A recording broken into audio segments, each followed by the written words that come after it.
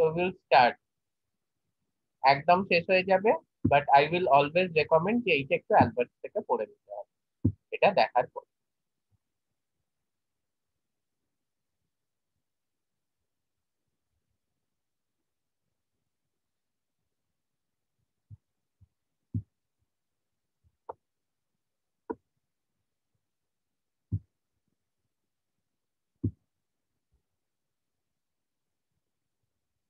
আচ্ছা দেখো, বেসিক্যালি যে আমরা আজকে পড়তে চলেছি যে আমরা কি করে সেল অর্গানেল বা কোষের অঙ্গাণু কিভাবে আইসোলেট করব।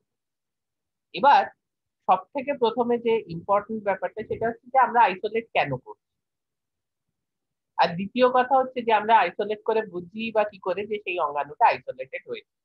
এই দুটো জিনিস কিন্তু এই স্লাইডে লেখা নেই, তাহলে এই দুটো জিনিস আমি তোমাদেরকে জিজ্ঞেস করছি যে প্রথম কথা হচ্ছে আমাদের আইসোলেট করার purpose,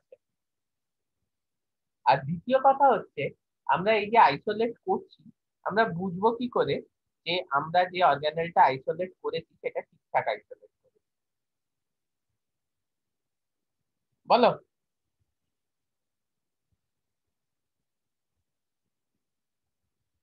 any one of you, তাড়াতাড়ি সময় অর্গানেল নেই।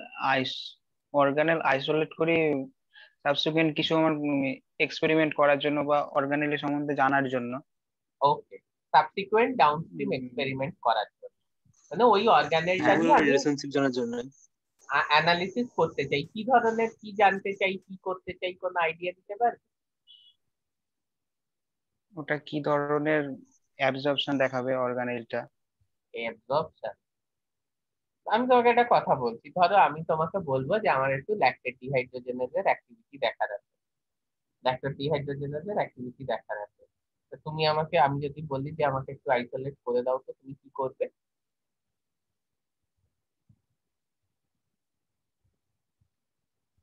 ল্যাকটেট ডিহাইড্রোজেনেজ এনজাইম আইসোলেট করতে হবে তাহলে।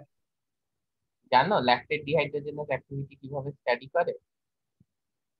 ল্যাকটেট ডিহাইড্রোজেনেজ অ্যাক্টিভিটি স্টাডি করে সেল থেকে সাইটোপ্লাজমিক সেকশনটা বা সাইটোজলটা আইসোলেট করে, সাইটোজল বলাটা ভুল হবে, সাইটোসেলুলার সাইটোপ্লাজমটা আইসোলেট করে।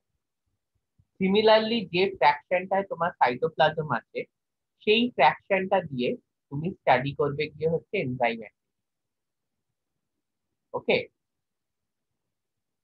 আবার বলছি, ল্যাকটেট ডিহাইড্রোজেনেজ অ্যাক্টিভিটি কিভাবে পাইরুভেট টু ল্যাকটেট বা ল্যাকটেট টু পাইরুভেট কনভার্ট করে। এবার যদি স্টাডি করতে বলা হয় কিভাবে স্টাডি করা হয়, সেলে প্রথমে ঘুরিয়ে সাইটোপ্লাজমটাকে আইসোলেট করে নেওয়া হয়, সেই সাইটোপ্লাজমটাকে আইসোলেট করে সিম্পল সেই সাইটোপ্লাজমিক ফ্র্যাকশনের থেকে অ্যাক্টোমাইসোলিটার নিয়ে দিয়ে দিলাম এনজাইম অ্যাসেটে, মানে এনজাইম অ্যাসেটে মানে সেখানে সাবস্ট্রেট রয়েছে পাইরুভেট কিংবা ল্যাকটেট, নিয়ে তারপরে সেটা কনভার্ট হচ্ছে, সেটা স্টাডি করলাম। কিভাবে স্টাডি করলাম সে আমি বলছি না, মানে ওটা তোমার ওই যে অ্যাবজর্পশন বললে, তো ওখানে এনএডি প্লাস আর এনএডিএইচ এর অ্যাবজর্পশনটা স্টাডি করা হয়, করে দেখা হয় যে কতটা চেঞ্জ হচ্ছে, বাট সেটা আমাদের বোঝা এখন উদ্দেশ্য না। মানে তোমরা নিশ্চয়ই জানো যখন পাইরুভেট থেকে ল্যাকটেট তৈরি হয় তখন কি হয়, আর যখন ল্যাকটেট থেকে পাইরুভেট তৈরি হয় তখন কি হয়। যখন ল্যাকটেট থেকে পাইরুভেট তৈরি হয় তখন এনএডিএইচ এনএডি প্লাসে কনভার্ট হয়ে যায়, আর যখন পাইরুভেট থেকে ল্যাকটেট তৈরি হয়, ঠিক বলছি তো, তখন এনএডি প্লাস কনজিউম হয়ে এনএডিএইচ হয়, ঠিক বলছি তো? হ্যাঁ স্যার। তো আ আ আ আ ঠিক বলছি তো? আর ইউ শিওর আমি ঠিক বলছি? আমি নিজেই কিন্তু শিওর নই আমি ঠিক বলছি। হ্যাঁ স্যার, ওকে, ডিহাইড্রোজেনেস তো ওটা। হ্যাঁ, ল্যাকটেট ডিহাইড্রেট, কারণ আমি কিন্তু নিজে পুরোপুরি কনফিডেন্ট যে আমি উল্টো বললাম, কিন্তু তোমরা কেউ কিছু বললে না। যখন পাইরুভেট থেকে ল্যাকটেট তৈরি হয় তখন এনএডিএইচ টা এনএডি প্লাসে কনভার্ট হয়, আর যখন ল্যাকটেট থেকে পাইরুভেট তৈরি হয় তখন উল্টোটা হয়। ঠিক আছে, এনএডি প্লাসটা এনএডিএইচ এ কনভার্ট হয়। কেন? তোমার ফার্মেন্টেশন প্রসেসটা হচ্ছে কিসের জন্য? ফার্মেন্টেশন প্রসেসটা হচ্ছে এনএডি প্লাস তৈরি করার জন্য। ডিহাইড্রোজেনেজ ওইসব নামে ভেবো না, ওটা রিভার্সেবল এনজাইম, দুটোই করতে পারে। ও পাইরুভেট কেও ল্যাকটেটে কনভার্ট করতে পারে, ল্যাকটেট কেও পাইরুভেটে কনভার্ট করতে পারে। তাহলে যখন পাইরুভেট থেকে ল্যাকটেট তৈরি হচ্ছে তখন এনএডিএইচ টা এনএডি প্লাসে কনভার্ট হচ্ছে, তাহলে কি হচ্ছে, তুমি একটা রিয়াকশন টিউবের মধ্যে কি দিলে, পাইরুভেট দিলে, ল্যাকটেট ডিহাইড্রোজেনেস দিলে, আর কি দিলে, আর এনএডিএইচ দিলে। ফাইন। এবার এনএডিএইচ এর একটা অ্যাবজর্পশন স্পেকট্রাম তুমি পেলে। তুমি 15 মিনিট রিয়াকশনটাকে হতে দিলে। তারপর কি হয়, যে এবার তুমি আবার প্রথমে যেমনি এনএডিএইচ এবং এনএডি প্লাস এর দুটো অ্যাবজর্পশন স্পেকট্রাম নিয়েছিলে, তো তুমি ওই অ্যাবজর্পশন স্পিকের থেকে তুমি এনএডিএইচ এনএডি প্লাস এর রেশিওটা দেখে নিলে। তারপরে যখন কনভার্ট হয়ে গেছে, তখন কি হয়েছে, যে তোমার এনএ ডি প্লাসটা বেড়ে গেছে, এনএডিএইচটা কমে গেছে। তো কনভার্ট হওয়ার পর 15 মিনিট পর তুমি আবার অ্যাবজর্পশন স্পেকট্রোস্কোপি করলে। অ্যাবজর্পশন স্পেকট্রোস্কোপি করে তুমি কি দেখলে, আবার এনএডিএইচ আর এনএডি প্লাসের রেশিওটা দেখলে। এবার তুমি কি দেখবে, এনএডি প্লাস বেড়ে গেছে, এনএডিএইচ কমে গেছে। কেন? না, পাইরুভেট ল্যাকটেটে কনভার্ট হয়ে গেছে। ফলে NADH is converted into NAD plus. So initially NADH was more or maximum, NAD plus was absent. Now NAD plus is maximum, NADH is very less. তাহলে আমি যখন অ্যাবজর্পশন স্পেকট্রাম স্টাডি করছি, keeping in mind যে NADH এবং NAD plus এর absorption spectrum different, so what we can do, just simply studying the absorption spectrum of NADH and NAD plus, আমি বলতে পারছি ইনিশিয়ালি কতটা NADH আছে আর কতটা NAD plus আছে। এবং পাইরুভেট যখন ল্যাকটেটে কনভার্ট হয়ে গেছে, তখন কিন্তু আবার ব্যাপারটা গল্পটা উল্টে যাচ্ছে। তখন কি হচ্ছে, যে NAD প্লাসটা বেড়ে যাচ্ছে, NADH টা কমে যাচ্ছে। তো subsequently that could be ascertained by the absorption spectrum। বোঝাতে পারলাম? বাট হ্যাঁ sir. But then what is the source of lactate dehydrogenase?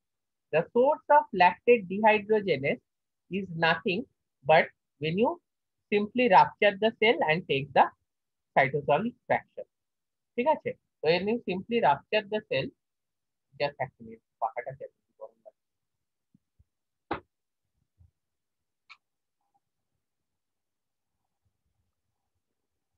When you rupture the cell and take the cytosolic fraction, সেইটা কিন্তু হচ্ছে গিয়ে the source of your lactate dehydrogenase। বলবে sir এটা কি বলছেন, সাইটোপ্লাজমে শুধু ল্যাকটেট ডিহাইড্রোজেনেস থাকে? সাইটোজল কথাটা আর সাইটোপ্লাজম কথাটায় কিন্তু একটু ডিফারেন্স আছে।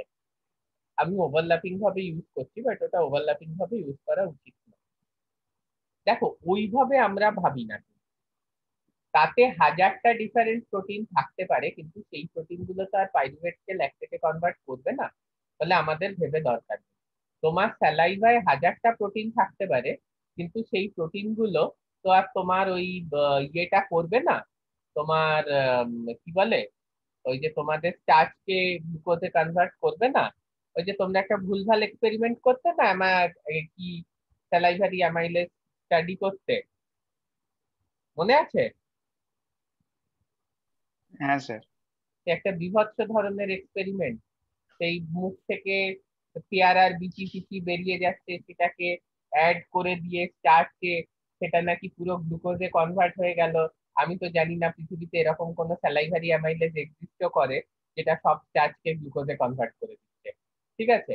আর দ্বিতীয় কথা হচ্ছে, তোমরা ওই যে ডিএনএস এর যে অ্যাসেটা করতে, সেটা তো যে কোনো রিডিউসিং সুগারের ক্ষেত্রে খাটবে। তো তোমার গ্লুকোজও যদি ডিএনএস কে রিডিউস করতে পারে, তাই তো, তাহলে তো তোমার ইয়েও রিডিউস করতে পারে, ও তোমার মাল্টোজও রিডিউস করতে পারে। ঠিক আছে। তো আমি তো ঠিক বুঝতে পারতাম না যে তোমরা কি অ্যাসে করতে, মানে ওখানে ব্যাপারটা কি, দুটো নাইট্রো গ্রুপ দুটো অ্যামিনো গ্রুপে রিডিউস হবে। তো সেটা যদি গ্লুকোজ করতে পারে, মাল্টোজও করতে পারে, যাই হোক বাদ দাও, সেইটা না। বাট আমার যেটা বলার উদ্দেশ্যটা হচ্ছে যে আলটিমেটলি কিন্তু তোমরা স্যালাইভা ফ্র্যাকশনটা নিতে এবং স্যালাইভা ফ্র্যাকশনটা নিয়ে করতে, তাহলে সেখানে কি স্যালাইভারি অ্যামাইলেজ ছাড়া আর কোনো উৎসেচক নেই? অবশ্যই আছে, বাট আমরা সেটার অ্যাক্টিভিটিতে ইন্টারেস্টেড। তাহলে সেলিউলার যে অর্গানেল আমরা যেগুলো সেপারেট করছি, সেগুলোরও কিন্তু কিভাবে বুঝবো সেপারেট হয়েছে, প্রত্যেকটা ফ্র্যাকশনের একটা করে মার্কার আছে। ফর এক্সাম্পল, আমি যদি জিজ্ঞেস করি, সায়ন দাস তোমাকে জিজ্ঞেস করছি, যে আমি যে ফ্র্যাকশনটা তোমায় আইসোলেট করে দিলাম, সেটা যে লাইসোজাইম, তুমি কি করে বুঝবে? কি করে বুঝবে? আমি তোমাকে বললাম এই নাও লাইসোজাইম নাও, ঠিক আছে? তো তুমি কি করে বুঝবে যে এই ফ্র্যাকশনটা lysozyme? Can you please tell me?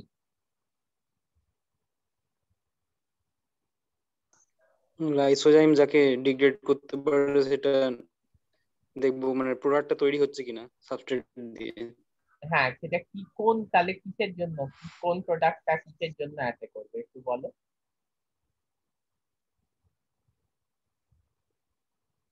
Idea is correct যে লাইসোজাইম কোনো জিনিসকে ডিগ্রেড করতে পারে কিনা, এরকম একটা কোনো সাবস্ট্রেট নেব, নিয়ে আমি লাইসোজাইম ফ্যাক্টরটা অ্যাড করে দেবো, দিয়ে দেখবো প্রোডাক্ট তৈরি হচ্ছে। Idea is correct. So give me one example of such kind of a substrate or the enzyme for which you will assay.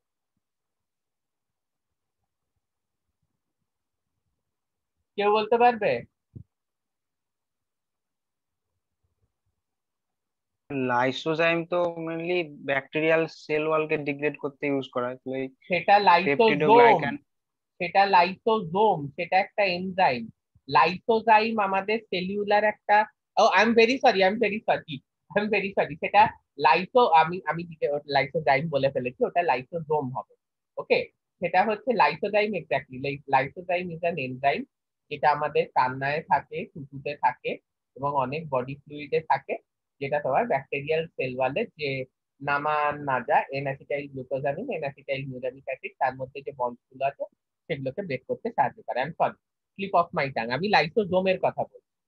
মানে সায়ন বিশ্বাসও সেটাই, এই সায়ন দাসও সেটাই বুঝেছে, যে ধরো এই যে লাইসোজোম, আমি তোমাকে একটা ফ্র্যাকশন নিয়ে বললাম যে লাইসোজোম দিয়ে, তাহলে লাইসোজোমই যে ওই ফ্র্যাকশনটা যে লাইসোজোম, এটা তুমি কি করে বুঝবে?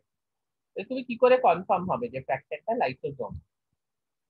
ওর আইডিয়াটা কারেক্ট ছিল যে লাইসোজোম কিছুকে একটা ডিগ্রেড করে, এমন কোন একটা সাবস্ট্রেট নিয়ে আমি অ্যাসে করব।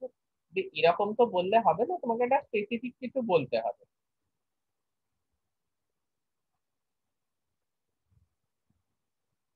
হায়ালুরোনিক অ্যাসিড দিয়ে। হুম, করা যেতে পারে। হায়ালুরোনিডেজ এনজাইম হায়ালুরোনিক অ্যাসিডকে ডিগ্রেড করবে, করা যেতে পারে। ইউজুয়ালি যেটা, মানে যে পারক্সিডেজ এনজাইমের জন্য পারক্সিডেজ থাকে তো মনে হয়। পারক্সিডেজ দিয়ে খুব ইয়ে ভাবে করা হয়, অত্যন্ত মানে মানে কমন এটা ইউজ করা হয় পারক্সিডেজ। বাট একটা ছোট্ট প্রবলেম আছে, সেটা হচ্ছে যে রিসার্চ এটাও দেখিয়েছে যে পারক্সিডেজ কিন্তু অনেক সময় মাইটোকন্ড্রিয়াল ফ্র্যাকশনেও থাকে। ওকে, তো তোমাকে একটা আনঅ্যাম্বিগুয়াস এনজাইম দিয়ে এটাকে এই অ্যাসে গুলো ট্রাই করতে হবে। ঠিক আছে, পারক্সিডেজ দিয়ে অবশ্যই করা যেতে পারে, আমি অস্বীকার করছি না, কিন্তু সমস্যাটা হচ্ছে পারক্সিডেজ এনজাইমটা কিন্তু তোমার মাইটোকন্ড্রিয়াল ফ্র্যাকশনেও অনেক সময় পাওয়া যায়। তো this is one of the problem, মানে সামহাউ কন্টামিনেটেড হয়ে গিয়ে কি কিছু হয়ে গিয়ে, যেটার ব্যাপারে আমরা দেখবো। তো the best enzyme to assay for the lysozyme is acid phosphate. ঠিক আছে, আমরা ইউজুয়ালি অ্যাসিড ফসফেটেজ এইটাকে লাইসোজাইমের মার্কার হিসেবে ধরি। তাহলে যদি লাইসোজাইমের অ্যাক্টিভিটি, এই মানে অ্যাসিড ফসফেটেজের অ্যাক্টিভিটি আমি স্টাডি করতে চাই, আমি কিন্তু লাইসোজোমাল ফ্র্যাকশন নিয়ে স্টাডি করব। তো ফ্র্যাকশনটা লাইসোজাইমই কিনা, এই লাইসোজোমই কিনা, সরি লাইসোজাইম লাইসোজোম আবার এদিক ওদিক হয়ে যাচ্ছে, ফ্র্যাকশনটা লাইসোজোমই কিনা সেটা যদি আমি দেখতে চাই, তাহলে I will as for acid phosphatase. Acid phosphatase is the marker for lysosome. সেরকম যদি মাইটোকন্ড্রিয়া নিয়ে আমি দেখতে চাই, তাহলে আমি যদি অ্যাসিড ফসফেটেজ অ্যাক্টিভিটি দেখতে চাই, আমি লাইসোজোমাল ফ্র্যাকশন নেব। ঠিক আছে, আর আরেকটা যেটা ব্যাপার হচ্ছে যে এই পেরক্সিজোম, এখানেও কিন্তু পেরক্সিডেজ পাওয়া যায়। ঠিক আছে, ক্যাটালেজ যেটা।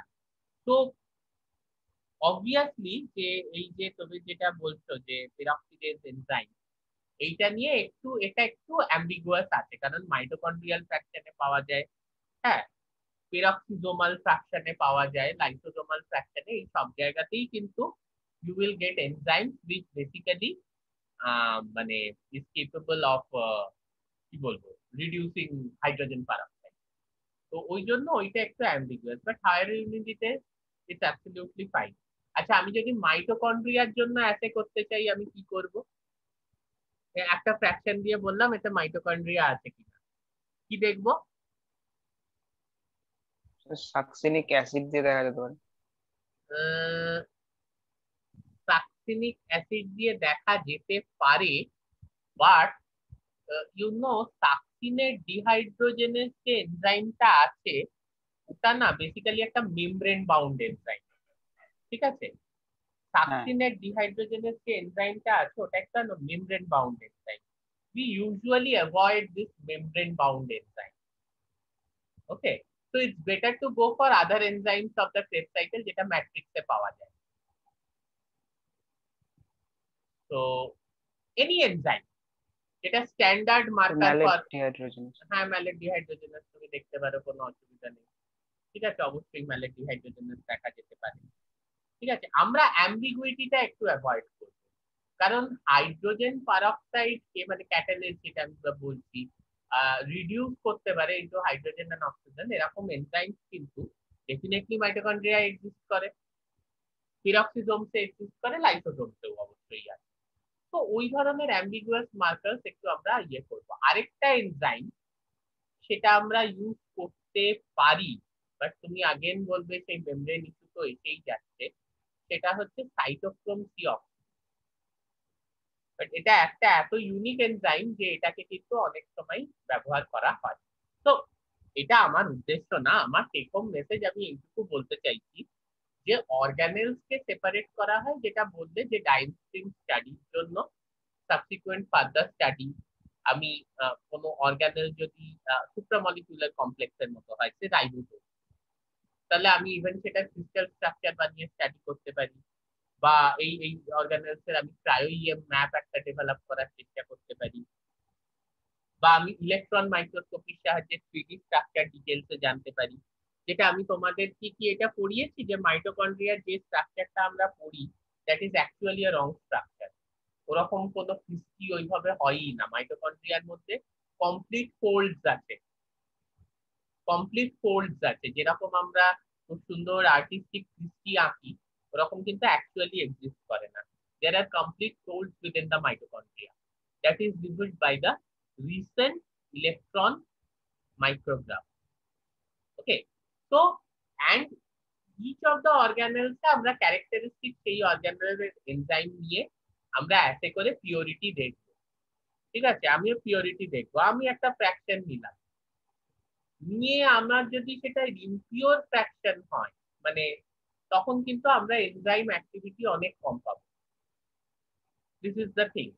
ওকে, তো এখানে গোল্ড স্ট্যান্ডার্ডস এর সাথে তোমাকে কম্পেয়ার করতে হবে, কারণ each of the enzyme, each of the organelle with this amount of purity will show a activity of this, but তোমার দেখা যাচ্ছে অ্যাক্টিভিটি অনেক কম, তখন কিন্তু কন্টামিনেশন হয়েছে। কেন হচ্ছে সেটা আমরা এক্ষুনি দেখবো। তার আগে আমরা একটা জিনিস দেখি, এইটা দেখো একটা ইউক্যারিওটিক সেল, মোটামুটি 10 থেকে 30 মাইক্রন। আমরা দুভাবে যদি ভাবার চেষ্টা করি, একটা প্রপোর্শন অফ সেল ভলিউম, তাহলে আমরা দেখতে পাবো যে সাইটোপ্লাজম কিন্তু ম্যাক্সিমাম। দেখো it varies from cell to cell, আমি আবার বলছি যে এটা কোনো ওই যে গোল্ড স্ট্যান্ডার্ড বলছিলাম তো, এটা কোনো গোল্ড স্ট্যান্ডার্ড না, it varies from cell to cell. Mitochondria but usually মানে ইন জেনারেল, আমি তো প্রত্যেক ডিফারেন্ট ধরনের সেলের একটা ছবি দিয়ে অর্গানেলের ডিভিশন দেখাতে পারি না, ইউজুয়ালি এই ট্রেন্ডটা কিন্তু আমরা দেখতে পাচ্ছি যে ফলো হয়। ওকে, যে সাইটোপ্লাজম প্রচুর থাকে, মাইটোকন্ড্রিয়া প্রচুর থাকে, এন্ডোপ্লাজমিক রেটিকুলাম প্রচুর থাকে। ওকে, নিউক্লিয়াস গলজি তার থেকে কিছুটা কম থাকে। আর একদমই কম থাকে লাইসোজোম, এন্ডোজোম, পেরক্সিজোম ইত্যাদি ইত্যাদি। ফ্রি রাইবোজোমস তো ছড়ানো থাকে, ফলে সেটাকে আমরা ওইভাবে পার্সেন্টেজ ওয়াইজ ধরতে পারবো না। আর আমরা যদি নাম্বার ওয়াইজ ধরি, अगेन উই কুড সি যে মাইটোকন্ড্রিয়া প্রচুর থাকে, এন্ড যেগুলো small organelles like peroxisome, lysosome, endosome প্রচুর থাকে। নিউক্লিয়াস তো অবশ্যই একটাই থাকবে, and Golgi is a complex, rough endoplasmic রেটিকুলামেরও একটাই নেটওয়ার্ক থাকবে। ওকে, so this is just an idea যে maximum of the cell is the cytoplasm, followed by mitochondria, then we have rough endoplasmic reticulum, nucleus, Golgi comparatively কম থাকছে। এইবারে next ব্যাপার হচ্ছে যে ultimately দেখো আমরা একটা ফ্র্যাকশন পাচ্ছি। এবার কথাটা হচ্ছে তোমরা বলবে স্যার কন্টামিনেশন কেমন হবে, আমি তো আলাদা আলাদা স্পিডে ঘুরিয়ে ঘুরিয়ে আলাদা আলাদা অর্গানেলকে সেপারেট করি, অতটা সেপারেশন হয় না। ঠিক আছে, মেবি তুমি মাইটোকন্ড্রিয়া, লাইসোজোম, পেরক্সিজোম এগুলো সব সেম ফ্র্যাকশনে পাচ্ছ। তারপরে বেসড অন দেয়ার ডেনসিটি তোমাকে কিন্তু ফার্দার ডেনসিটি গ্রেডিয়েন্ট সেন্ট্রিফিউগেশনের সাহায্যে ইচ অফ দ্য অর্গানেলসকে সেপারেট করতে হবে। ডিফারেন্সিয়াল সেন্ট্রিফিউগেশন করে তুমি কিন্তু এক্স্যাক্টলি প্রত্যেকটা অর্গানেলের পিওর ফ্র্যাকশন কখনো পাবে না। যার জন্য আমাদের কিন্তু একটু এই স্লাইডটা এই জন্যই আছে যে একটু ডেনসিটি গুলো দেখে রাখা ভালো। মোটামুটি কিরকম ডেনসিটি রেঞ্জে ভ্যারি করে, অ্যাকিউরেট ওরকম ডেনসিটি কিছু হয় না, বাট মোটামুটি কিরকম ডেনসিটি রেঞ্জে ভ্যারি করে। আচ্ছা, আমাকে একটু বলতে পারবে এই যে সেল ফ্র্যাকশনেশন দেখতে, আচ্ছা স্লাইড গুলো চেঞ্জ হচ্ছে তো, একটু কেউ কনফার্ম করো তো। হ্যাঁ স্যার। হ্যাঁ স্যার। আচ্ছা, এই সেল ফ্র্যাকশনেশন ব্যাপারটা কি, আমাকে কি কেউ একটু এক্সপ্লেন করতে পারবে? What is cell fraction?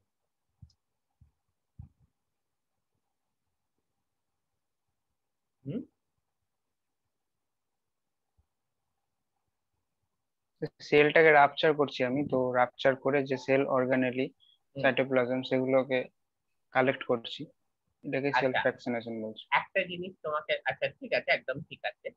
তাহলে প্রথম কথা যেটা হচ্ছে যে অর্গানেলি যেগুলোকে ও বলছে কালেক্ট করছি, এই যে কালেকশনের ব্যাপারটা, এটা কিন্তু তুমি যা তা জিনিসে যে কোনো মিডিয়ামে কালেক্ট করলে হবে না। হ্যাঁ, এটা কিন্তু তোমার যে কোনো মিডিয়ামে কালেক্ট করলে হবে না। কেন হবে না? তার কারণ হচ্ছে এই যে অর্গানেলি গুলোকে তুমি কালেক্ট করছো, এগুলোরও কিন্তু ইটসেলফ একটা মেমব্রেন আছে। ওকে, তো তোমাকে একটা টনিসিটি মেমব্রেন মেনটেন করতে হবে, মানে তোমাকে একটা proper pH, salt concentration, isotonic solution এবং টেম্পারেচার মেনটেন করতে হবে। আদারওয়াইজ কিন্তু মেমব্রেন গুলো রাপচার করে যাবে। মানে তুমি যে অর্গানেলটাকে তুমি, তোমার উদ্দেশ্যটা যদি হয় সেটা হচ্ছে যে তুমি সেলটাকে নিয়ে সেটাকে রাপচার করলে, এবার রাপচার করার পরে তুমি তো সেলটাকে এমনি ইয়েতে নাও নি, তুমি একটা কোনো মিডিয়ামে নিয়েছো। এবার সেলটাকে রাপচার করার পর তোমার অর্গানেল গুলো সেই মিডিয়ামে বেরিয়ে চলে আসছে। তোমার প্রোটিনস যেগুলো সাইটোপ্লাজমে আছে বা অন্যান্য যে ম্যাক্রোমলিকিউলস গুলো আছে সেগুলো মিডিয়ামে বেরিয়ে চলে আসছে। এবার যদি তোমার proper pH, salt concentration, temperature ইত্যাদি না থাকে, তখন কি হবে? আমার অর্গানেলস গুলো রাপচার করে যেতে পারে, ভেঙে যেতে পারে, উইচ ইজ আ প্রবলেম।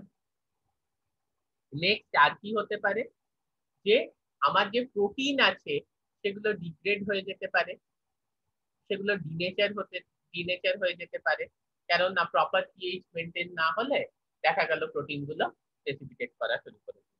ঠিক আছে, এবং অন্যান্য যে বায়োলজিক্যাল ম্যাক্রোমলিকিউলস আছে সেগুলো কিন্তু ডিগ্রেড হতে পারে।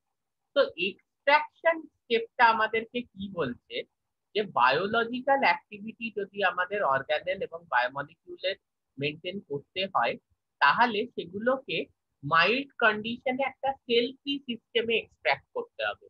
কোন জিনিসগুলোকে মাইল্ড কন্ডিশনে সেল ফ্রি সিস্টেমে এক্সট্রাক্ট করতে হবে?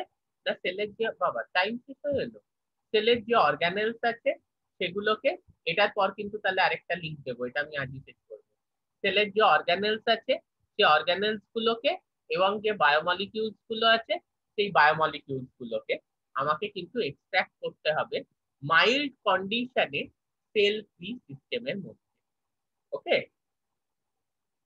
যার জন্য আমাদেরকে সেলস বা টিস্যুসকে সাসপেন্ড করতে হবে একটা যে মিডিয়ামটায়, সেটা কিন্তু অবভিয়াসলি আমার একটা appropriate pH, salt content, isotonic sucrose, মানে সলিউশন, ইউজুয়ালি আমরা সুক্রোজ বাফার এটার জন্য ইউজ করে থাকি।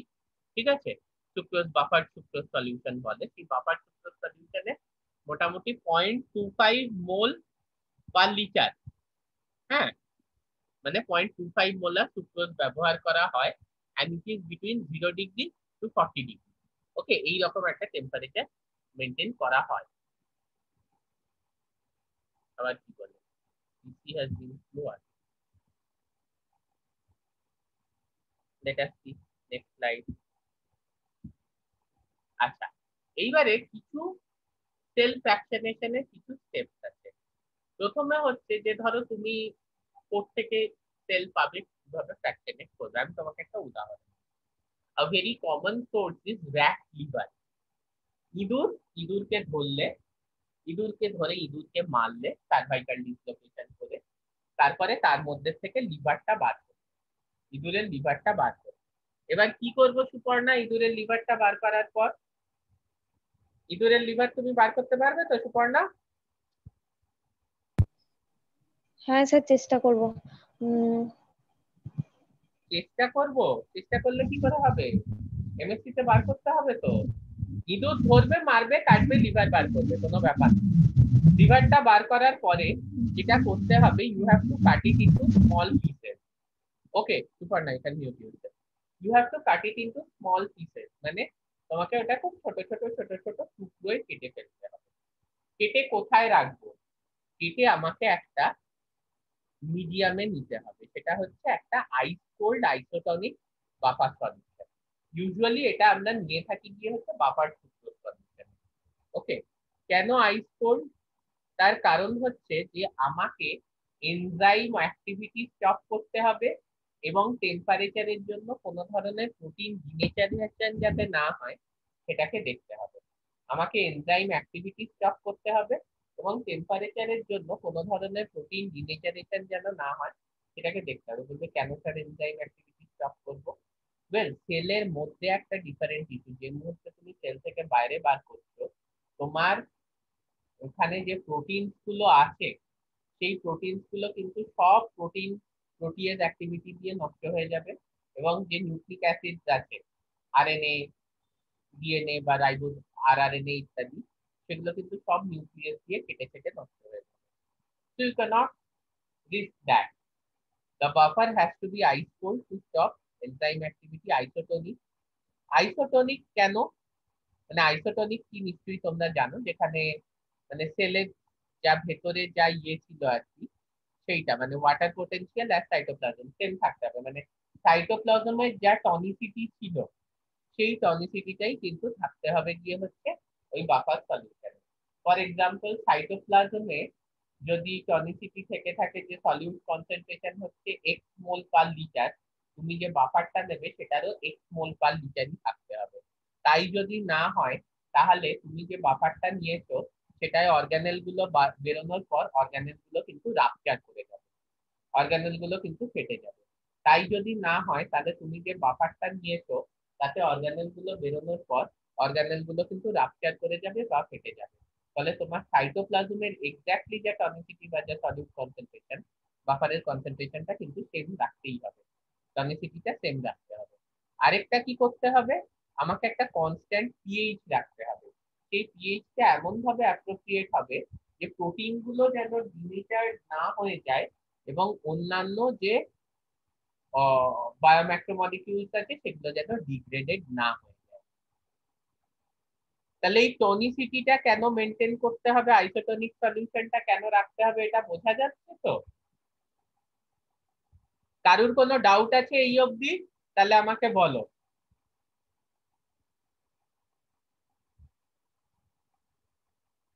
Any doubt? কোনো ডাউট নেই? হ্যাঁ বলো। না স্যার, ডাউট নেই। ওকে, ঠিক আছে, তাহলে এখানে স্টপ করে আমি নেক্সট লিংক দিচ্ছি কিন্তু। হ্যাঁ, 5 to 7 মিনিটস এর মধ্যে তোমরা নেক্সট লিংক পেয়ে যাবে, বাট এটা আজকেই আমরা কমপ্লিট করবো এনিওয়ে।